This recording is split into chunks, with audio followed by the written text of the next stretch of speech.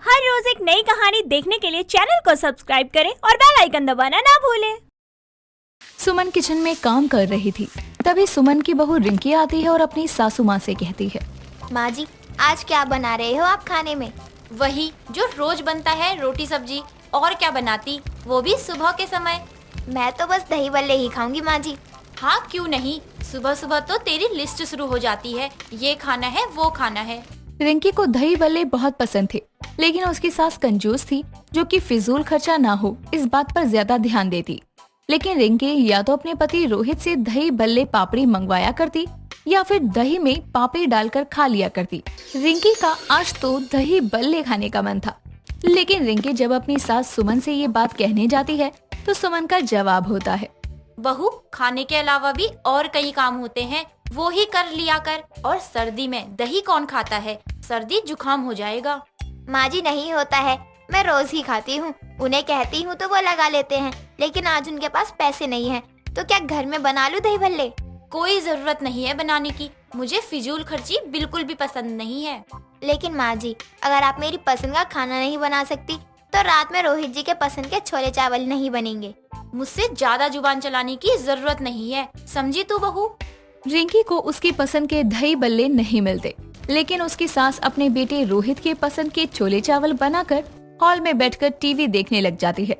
तभी रिंकी किचन में जाकर छोले में नमक और मिर्च दोनों मिलाकर डाल देती है और किचन से बाहर आ जाती है। कुछ देर में जैसे ही रोहित उन छोले चावल को खाता है, वैसे ही वो उस खाने को थूक कर अपनी माँ से कहता है, माँ, कभी कभी तो मैं कहता हूँ कि मेरी पसंद का खाना बना दो, उसमें भी हद से ज्यादा नमक और मिर्च डाल रखी है। ये सुनकर जैसे ही सुमन खाना चखती है, सच में उसमें नमक मिर्च बहुत ज्यादा था। ऐसे ही सुमन समझ जाती है कि ये किया धरा उसकी बहू रिंकी का है और वो रिंकी को उस वक्त तो कुछ नहीं कहती, लेकिन उसे सबक सिखाने का मन जरूर बना लेती है और अपने बेटे रोहित को कहती है, बेटा, अब मुझे दिखता भी कम है, गलती से डल गया होगा। मैंने पहले खाना भी तो नहीं खाया था, वरना पता चल जाता। अब आप किचन का काम क्यों करती हो? रिंकी है ना, वो क्या करेगी? बहू भी तो थक जाती है काम करके। आपकी जितनी उम्र नहीं है उसकी जो थक जाए, और थक जाती है अगर तो थक जाए। देर रात सुमन पानी पीने के लिए उठती है तो वो देखती है हॉल में बैठी रिंकी रात के 2 बजे दही बल्ले खाए जा रही है। तभी सुमन रिंकी से कहती है, मैंने तो बनाने नहीं दिया और रोहित ये दही बल्ले लाया नहीं, तो कहाँ से आया ये? माँ जी, आपको क्या लगता है कि आप मुझे दही बल्ले बनाने से रोक लेंगी तो मैं उसे खाना छोड़ दूंगी क्या? ये हो ही नहीं सकता है। तो क्या तूने इतनी रात गए ये ऑर्डर करवाया है? हाँ माँ जी, मुझे अभी दही भल्ले खाने का मन हुआ तो मैंने मंगवा लिया। राक्षसनी कहीं की, बाप के घर में भी खाया है कभी ये दही बल्ले? हाँ हाँ, खाया है, बहुत खाया है, और जब मांगती थी तब भी खिलाते थे।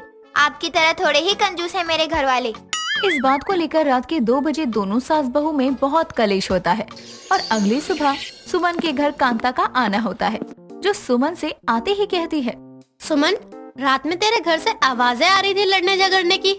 हाँ हाँ, आ रही होगी, मेरी बहू ही थी जो मुझसे लड़ रही थी। बता, कैसी बहू है तेरी, रात में झगड़ रही होती है। कुछ देर बातें करके कांता वहाँ से चली जाती है। कांता के जाने के बाद देर शाम सुमन अपनी बहू से कहती है, रोहित के आते ही शादी में चलना है, रेडी हो जा, लेट मत करवा दियो। कुछ समय बाद रोहित, सुमन और रिंकी पड़ोसन की शादी में शामिल होते हैं, लेकिन रिंकी के मन में तो कुछ और ही चल रहा था। वो शादी के टेंट में पहुंचकर किसी से मिलने मिलाने की जगह सीधा दही बल्ले के कॉर्नर पर जाती है और दही बल्ले वाले से कहती है, सुनो भैया, जरा मजेदार सा दही पापड़ी बनाना। इस तरह रिंकी एक के बाद एक करके 15 प्लेट से भी ज्यादा दही बल्ले पापड़ी अकेले खा जाती है, जिसे देखकर रिंकी के पीछे खड़ी 2 औरतें आपस में बात करते हुए कहती हैं, अरे अरे, सुमन की बहू को तो देख, कितना खाए जा रही है, अपने पेट पर भी तरस कर ले थोड़ा। अरे कैसी बात कर रही है? सुमन को तो तू जानती ही है, कितनी कंजूस है। घर पर बहू को खाना नहीं देती होगी, तो क्या मौका मिला कैसे जाने दे सकती थी? सही कह रही है तू, सुमन शुरू से ही कंजूस रही है।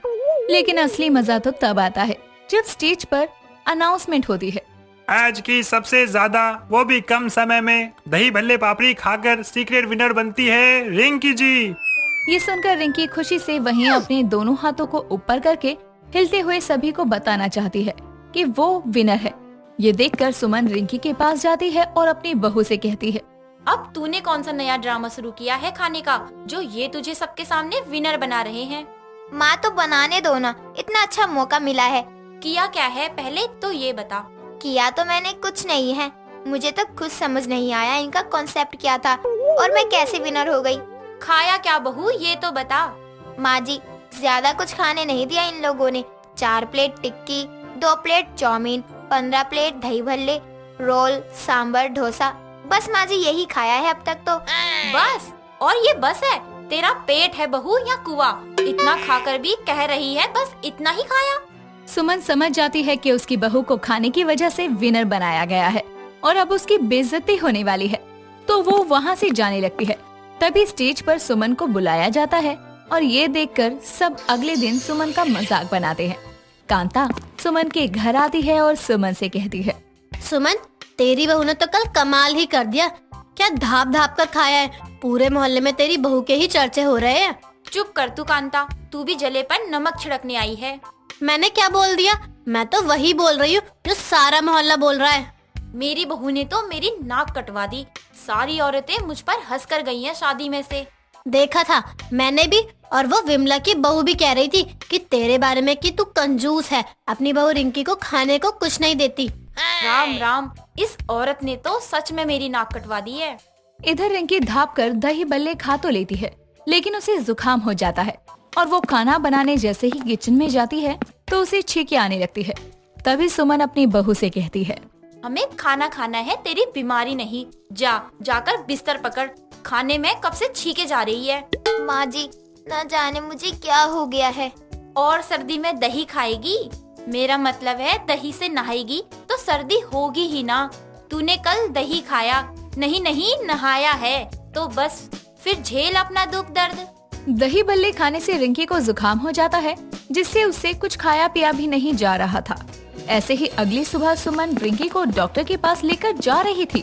तभी रास्ते में वहीं 2-3 औरतें उन्हें मिलती है, जो रिंकी को शादी में ताने दे रही थी और वो रिंकी और सुमन को देखकर एक दूसरे से कहती है, अरे अरे देख कौन जा रही है, मिस ज्यादा खाने वाली बहू और उसकी सास।